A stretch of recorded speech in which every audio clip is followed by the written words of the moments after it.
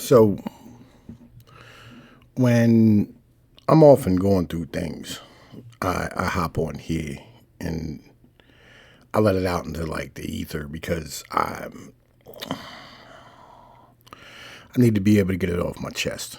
A lot of this YouTube shit that I do is sometimes it's just cathartic. In the end of the day, it's a way of me being able to like just express shit going on in my head so I don't have to hold it inside. Recently, my father got drunk and took a spill. And he fell about 15, 20 feet off of a ladder onto his head, and his brain's bleeding. He's laying in the ICU right now. Now, I grew up among savages, monsters. You know, these guys who I love as brothers. I accept them for who they are as human beings. I appreciate them being in my life. And I do my best to keep them around. Man, you hear the fucking beats in the background. Fucking neighbors just partying up for Memorial Day. So, I accept all these things, right? I accept their faults, the drug use, the drinking, the problems they have with, you know what I mean, their money issues, their lack of stability. Because I've been on the same level many a times. And I know I'm not perfect. I've never been a perfect human. And I'll never try to be. You know, I work to become better. But I know I'll never be perfect. While I'm dealing with this, and I'm going through this shit, you know what I mean, watch my father, you know what I mean, laying in a bed, fucking shitting himself, and, you know what I mean, just didn't know my name. The other day, he broke me. Just yesterday. First time in like 4 days. You know what I'm saying? I looked at him, I said, what's my name? And he said, it's the same as yours. Or he said, it's the same as mine. I'm gonna get that shit tattooed on me. It's the same as mine. It was big. I started crying. That's what it was. My sister and brother, sister for the first time in 15 years seeing a father. My brother, first time in probably a year and a half seeing his father. He don't know who they are. They come to me today and they say, we want our dad to go to a halfway house when he gets out of here to deal with his drinking. He said his liver's his liver's gone. And I said, I mean, I've been, you know what I mean, like getting updates on his medical shit from the doctors. They ain't said a word about his liver. You know what I mean? They said he has cancer in his lungs and his fucking bladder, but they ain't say nothing about his liver.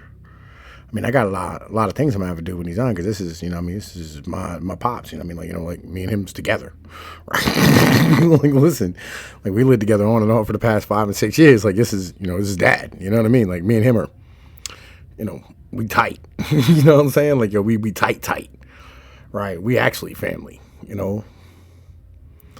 Like, we've never been separate, ever. Like, ever. We've never been separate. These two, more worried about dealing with his drinking than all the other shit that has to be done. They're like, well, he needs to go to the psychiatrist because, you know, it's like he's going to be growing up in dark days when the sun's gone. No, he's not. That's not what it is. I don't even understand addiction, right? Because what addiction is, and everybody here fucking uses substance. Just motherfucking correct me if you won't. You know why I'm right. It's literally a lack of pain tolerance. What ends up happening is you start numbing yourself from psychological or emotional or physical pain. A lot of it's that's what the opiates is about. And then every time you don't have that drug, you end up being just a raw nerve, right? Because, like, you know, you're so used to everything just being numb all the fucking time, right?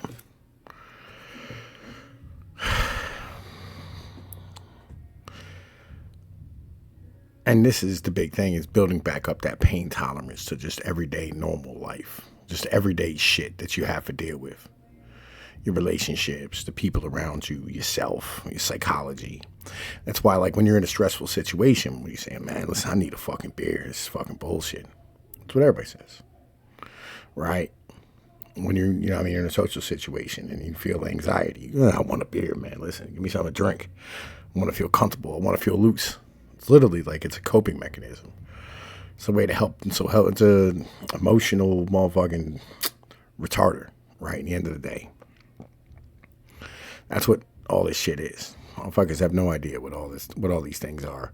And I mean, talk to any addiction counselor, they'll tell you the same thing I fucking do. But these people have this stupid idea that these motherfuckers are miserable and that's why they're doing it. Like, you're so dumb. Everybody's dumb. But the whole point is acceptance, right? When you're looking at somebody and they've been drinking their entire life and doing all these things their entire life, they're not going to change that. They're not going to become somebody new.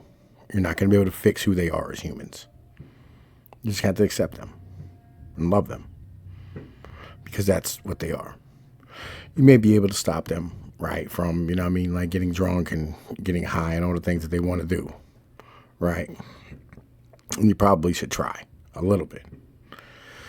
But at the end of the day, what your job is to do is to stand here and get them to the point where they can go through, their all their processes that they had to go through as they near death. Whether it's, the cancer treatments or, the hip replacements or, the bypass surgeries and all these type of things. Because in the end of the day, here's the truth. When somebody's old, they're going to die anyway. It's better to be there and love them than to avoid them because you can't tolerate what it is that they're doing because you're worried about judging them and passing judgment on what they do. That's the truth.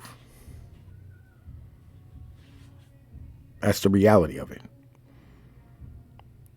Rather than the last of your time being miserable with them, have it be happy moments because you accepted them. Rather than looking at your friend and going, bruh, like, listen, your life is fucked up. I can't. Why don't you fix it? Why don't you go, bruh, listen, I don't see anything around here of value. Why don't we fuck some shit up? Have some fun. Because I love you. We're never going to be in this moment again. Reality. I love y'all motherfuckers. Tom Peace. Y'all know the deal. I'm out. Later.